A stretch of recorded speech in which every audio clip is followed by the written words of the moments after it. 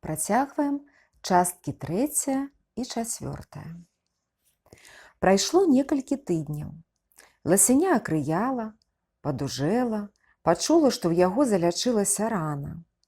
Спачатку зацягнулася цвёрдую, тоўстаю, бурую ад крыві нарасцю, а пасля гэтая нарасць пачала сушэць, свярбець і адлушчвацца ды абвісаць. У падпаветцы на ахапку сена яно спала ноччу, а днём гуляла па двары. Пазнаёмілася з усімі яго насельнікамі. Палюбіла шчыра гаспадара, добрага і спагадлівага чалавека. Мірна ўжылося з таварыскім сабакам, са свавольнікам цялём, амаль равеснікам, з якім гойсала па двары. З катом, з курамі, драбнатой яму было нецікава. І яно без ніякай злосці толькі дзеля жарту не адганяла тых, а наўмысна бегала за імі, нясмелымі, путкімі, бачачы, як яны баязліва ўцякаюць. І гаспадар, заўважыўшы гэта ў першы раз, накрычаў, кажучы, што ката чорт не возьме, а вось курэй не трэба гэтак палохаць. Яны і пер'е губляюць, і адбіваюцца, не нясуцца. З вялікай, амаль з ласіху каровай адразу ж у першую хвіліну сустрэчы ніякага сяброўства не выйшла. Яно памкнулася да яе, да вымя, пачуўшы пах малака, але тая балюча трэснула заднюю нагою, і яно, плачучы ад болю, больш не падышло да яе, як і тая ганарліва не звяртала ніякай увагі. Найбольш ласяня пасябравала з гаспадаровымі дзецьмі, з хлопчыкам і дзяўчынкаю. Яно не ведала, каго больш з іх любіла. Відаць, абаіх пароўну.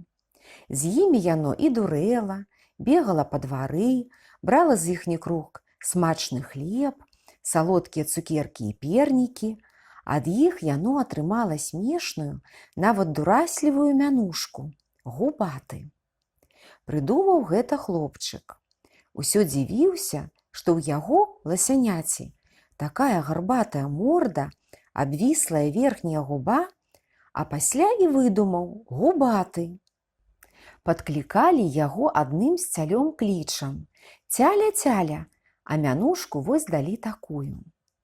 Спачатку называлі так дзеці, а пасля пачалі гэтак падклікаць і сталыя. У адзін з апошніх летніх дзён, у яшчэ раннюю сівую ад туману раніцу, да якой яго рана стала цвёрдай, зарубцавалася, ужо не трэскалася і не балела, толькі крышачку саднела, хоць так і не зарасла шэрсцю, чамусьці зрання прынёс яму вядро з пойлам не босы, яшчэ заспаны хлопчык, а сам гаспадар.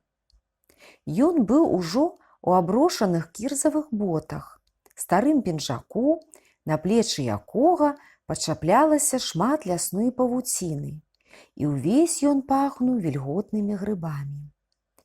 Прынёс па паўвядра пойла яму і цяляці, якое сёння чамусьці ўсё яшчэ не выводзілі ў поле, і з якім яны дасюль елі з цабэрка свежую траву. Хлопчык заўсёды стаўляў перад ім вядро, апускаў у яго руку, і губаты, ловячы пальцы, хлябтаў смачнае цёплае пойла, а пасля ўжо языком вылізваў наліплае да дна салодкае цеста. Цяпер губаты тыцнуўся ў вядро, шукаючы мяккіх пальчыкаў, абліў да вачэй морду і, нічога не абмацаўшы, не мог піць, толькі выплёхваў усё долу. Ляснік моўчкі пазіраў, але пальцаў сваіх не даваў і за такую марнату не крычаў. Стаяў і курыў зацяжкамі, моршчыўся. Быў ён сёння нейкі задумлівы, надта сур'ёзны. Як цяля выпіла і вылізала сваю долю, ласяня абы-як гэтаксама апаражніла вядро, ляснік узяў з плота зматаны ланцуг, надзеў ашыйнік на цялячую шыю, адчыніў брамку і павёў яго з двара. У тыя разы, калі выводзіў цяля на пашу, зачыняў брамку перад самым носам губатага, якому гэтаксама хацелася пайсці разам, не заставацца аднаму, А сёння чамусьці не паспяшаўся гэтага зрабіць, і губаты спачатку не смела, як не верачы, што яму гэта можна, а пасля смялей памкнуўся следам. Яны падаліся па выцэментаванай сцежцы ля хаты. Ідучы, губаты ўбачыў, што ў запацелае ад цяпла акно пазірае гаспадыня. Глядзіць самотна і нават, здаецца, нечага жалобіцца, выцірае рогам белай хусцінкі вочы. За яшчэ адной брамкою амаль адразу пачаўся бела-шэры брук, на якім губаты ледзь не спатыкнуўся, не могучы ісці па камянях. За брукам ляжаў неабгароджаны вялізны ад вуліцы да лесу выган. Амаль увесь ужо выгаралы ад сонца, рыжы, але мясцінамі ў лагчынках яшчэ зеленаваты. Гаспадар прывёў іх да зелянейшай лапіны, па дарозе вырваўшы з зямлі калок, да якога, відаць, раней прывязвалі цяля.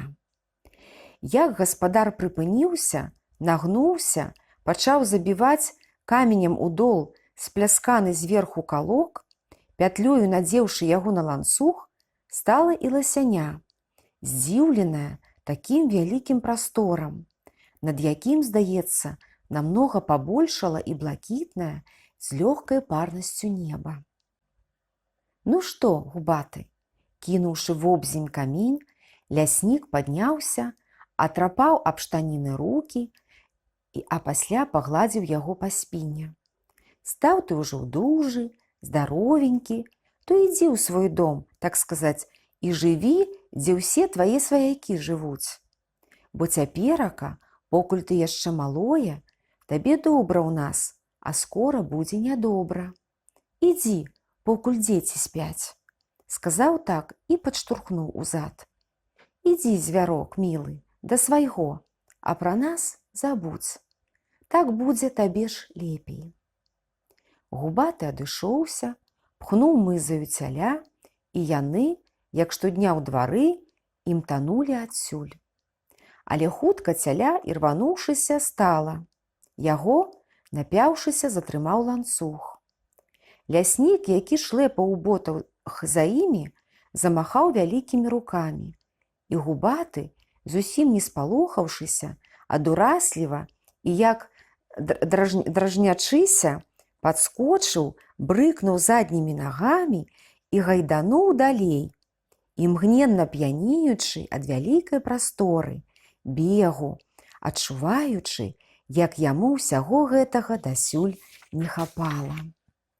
За выганам пачаўся малады лес, які знаёма запахнуў зеленню, смалой, расою.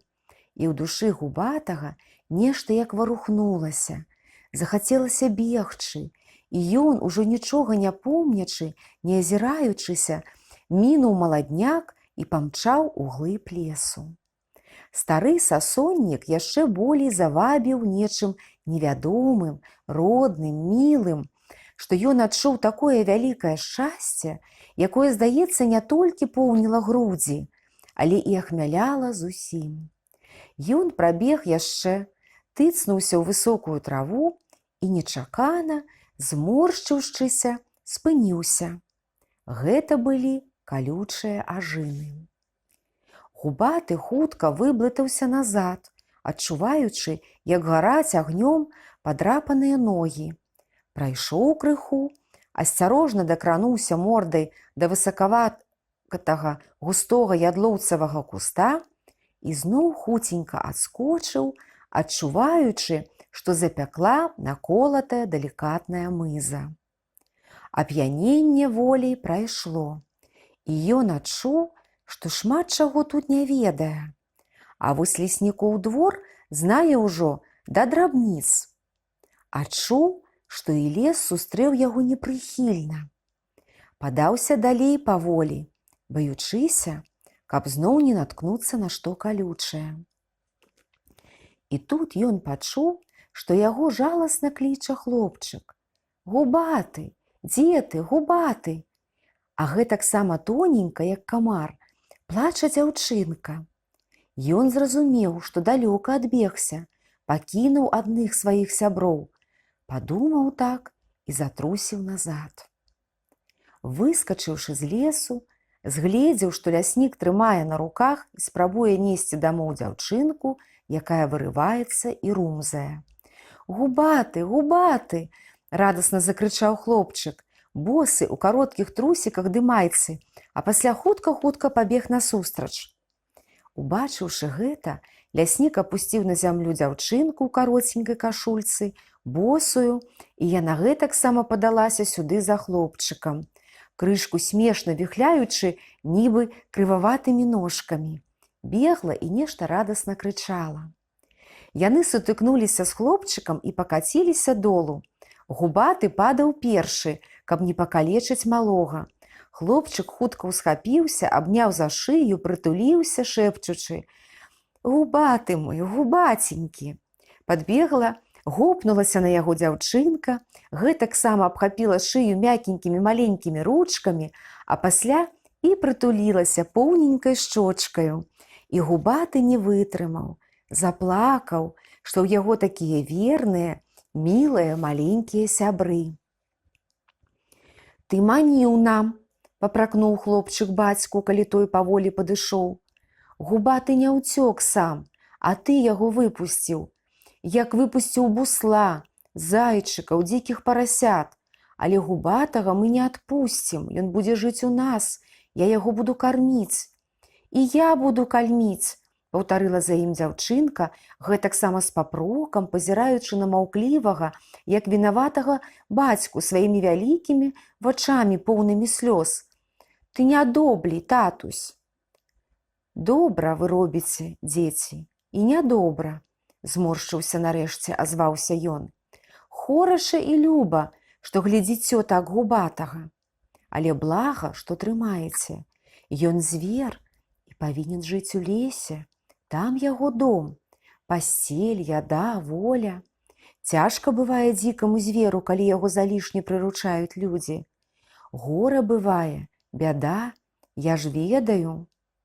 Губаты, нічога не баючыся, падхапіўся, гарцануў і пабег да яшчэ аднаго сябрука, да цяляці. За ім, не слухаючы, а можа зусім не разумеючы сталых, сур'ёзных бацькавых слоў, памчаліся і шчаслівыя дзеці. Губаты, так ужо выйшла, застаўся ў лесніковай гаспадарцы. Летам і ранняй восенню ненавязаны пасвіўся з цялём на выгане, бегаў у лес паласавацца лісцем і карою, прывык да вёскі, да машын, людзей, абегаў усе наваколіцы, і да яго прывыклі надта дзеці. Начаваў у падпаветцы. На зіму яго паставілі ў невялікую загарадку ў хляве, да якога ён доўга не мог прывыкнуць. Неяк муляла суседства з каровай і свіннямі. Тыя не хацелі падружыцца з ім. Надта ж палахліва свінні рохкалі і пудзіліся яго. Цяжка было пераносіць пах гною і цеснату ў маленькай загарадцы. Усё ж у душы яму хацелася волі, прастору, бегатні, чаго яму даводзілася мець вельмі рэдка і не памногу, толькі тады, калі выганялі паіць яго з каровай і цялём да абмерзлай лёдам студні. За зіму ён зусім змяніўся, выцягнуўся, пастрайнеў і памацнеў у нагах. Ударам капытоў мог ужо адбіваць жэрдкі. Падаўжэў у спіне, ды пацяжэў, аброс густой, доўгай, амаль чорнай поўсцю, адчуў неспакойны сверб у галаве вышэй ілба. Там, не іначай, раслі, касцянелі рогі. Вясною, калі спала талая вада, патужэла вільготная халодная зямля і пачала ядрана пахнуць яшчэ нябачная маладая лістота, губаты засумаваў. Не мог больш стаяць у паменшанай ад гною загарадцы, многа есці, спаць ці паціху хадзіць па двары, як хадзілі цяжкая сытая палінялая карова і падрослы, пазласнелы і не такі ўжо сябрук бычок-выхваляка. А яго зноў, але мацней, як восенню, завабілі воля, прастор, лес. Ён, падрослы, не так ужо цягнуўся дурэць з дзецьмі і тыя за зіму неяк да яго пахаладзелі, пачалі баяцца яго штуршкоў, ад якіх яны адляталі, як снапы. І ён, калі апынуўся на двары, нервова хадзіў па ім, цёрся ля высокага плота, пакідаючы на стрэмках пабурэлую ўжо поўсць, а аднойчы пад'юшчыла гэтая самота жаданне волі, і ён разагнаўся, стукнуўшыся галёнкай, перагойснуў загарад і радасна пабег па знаёмым выгане ў лес. Ляснік, як сонца паднялося над хатай, разліло маладое цяпло на сінім небе, уехаў у двор з калясьмі. Увайшоў сюды ў хлеў, пагладзіў губатага, якому надакучыла стаяць аднаму ў загарадцы па шыі, а пасля амаль нячутна завязаў на яе пастронак і за яго, адчыніўшы перакошаныя варотцы, вывеў з пустога хлява на двор, прывязаў да калёс. Ён тыцнуўся да воза, панюхаў сена, галінкі з альховым і лазовым лісцем, шчыпнуў, але з неспакоем адчуў, што гаспадар сёння задумаў з ім нешта дасюль яшчэ невядомае. Да воза падышлі гаспадыня, дзеці, моўчкі пазіралі на іх. Гаспадар гэтаксама моўчкі сеў на воз, пацягнуў за лейцы, і маленькі рудаваты конік з белаватымі нагамі крануўся. Пастронак нацягнуўся і павалок за сабою. Губаты, непакоячыся, але не адчуваючы яшчэ ніякага страху, нехаця падаўся, здзіўляючыся, куды яго вядуць. Спяшаўся за калясьмі і не мог азірнуцца, убачыць, што гаспадыня з дзецьмі выйшлі на вуліцу і развітальна махаюць рукамі. У лесе ляснік прыпыніўся, неяк крадучыся, падышоў, прылашчыў, даючы ўзяты з кішэні выкачаны ў махорку акраец хлеба, і нечакана накінуў яму на галаву мех. Ён спачатку спалохаўся неспадзяванай цемнаты, чакаючы раптоўнага ўдару па галаве, затрапятаўся і рвануўся, але пастронак пераціснуў горла, і ён ледзь не задыхнуўся. «Не бойся, губаты», – заспакоіў яго ляснік. «Ніц благога я табе не зраблю». Зноў паехаў, прымусіўшы яго бегчы ўслед. Ехалі яны так доўга, і па мяккай, і па тупкай з карэннямі дарозе. У адным месцы перамінулі мост, губаты там вельмі насцярожыўся, ішоў баязліва. Пасля яшчэ многа, можа гадзіны са 3, падаваліся то ўлева, то ўправа, затым паехалі лесам па сухім імху і верасе, што губаты некалькі разоў спатыкаўся аб пні і ў вырытых, мусіць, дзікіх ямінах. Нарэшце ляснік прыпыніўся, падышоў да яго, зняў мех, ад якога ўвапрылі галава і карак, адвязаў пастронак. Губаты паварочаў мызай, зафыркаў і адышоўся. Ляснік у гэты час махнуў вяроўчынай. «Уцякай, маўляў, вось твой дом, у якім ты цяпер павінен жыць». Губаты не спалохаўся гэтага ўзмаху, ведаючы, што гаспадар ніколі яго не біў, але яшчэ далей адышоўся, адчуваючы нядобрую перамену ад сябе. Стаў і пачаў глядзець, што ж будзе далей. Убачыў, што чалавек зноў садзіцца на воз і ад'язджае. Ён памкнуўся следам, не хочучы заставацца тут, у незнаёмым лесе, адзін. Але мужчына спыніўся, нагнуўся, падняў тоўстую з аблезлай карой галіну і запусціў у яго. «Пайшоў!» – закрычаў ён, а пасля ўжо ціха сказаў сабе. «Пайшоў, родны! Цяпер не прападзеш. Гэта летась, як быў малы, і я шкадаваў разам з дзецьмі, баяўся, што не ўцалееш. Каб ты не прыбег, я наўмысле выпусціў не за нашымі янковічамі, а прывёз сюды, ў Налібоцкую пушчу. Жыві тут сабе на здароўе. У нас табе не жыццё, і нам клопату з табою».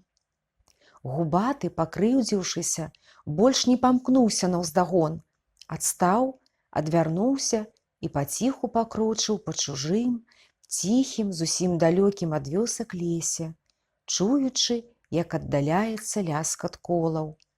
Але ён наўмысна, не ўслухоўваючыся, ішоў, куды вялі ногі. Ужо к вечару ён, не раз пад'еўшы і напіўшыся ў невялікай лужынцы зеленаватай нясмачнай вады, спалохаўшы зайца, сямейку цецерукоў, найшоў на лася. Той, высокі, буры, рагаты, стаяў уперадзе і, падняўшы галаву, чакаў яго, а пасля злосна зафыркаў, грабянуў строўнаю дужаю нагою зямлю. Губаты і спалохаўся і радасна памкнуўся да свайго ляснога аднакрэвіча, але той, моцна раздзімаючы ноздры, грозна насупіўся, апусціў рагатую галаву, а пасля, бачачы, што аднаго яго пагрознага выгляду мала, подбегам падаўся насустрач.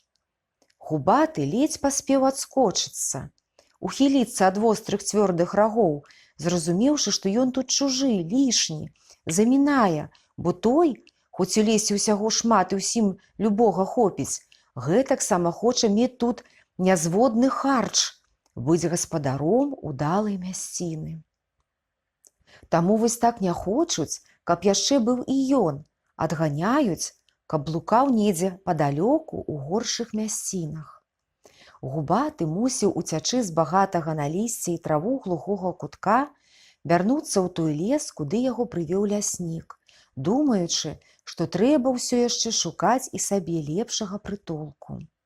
Нервова патаптаўся, здзіўляючыся і абураючыся, што яго тут так непрыхільна сустрэлі, а пасля зашыўся ў густую папараць і лёг, спрабуючы заснуць.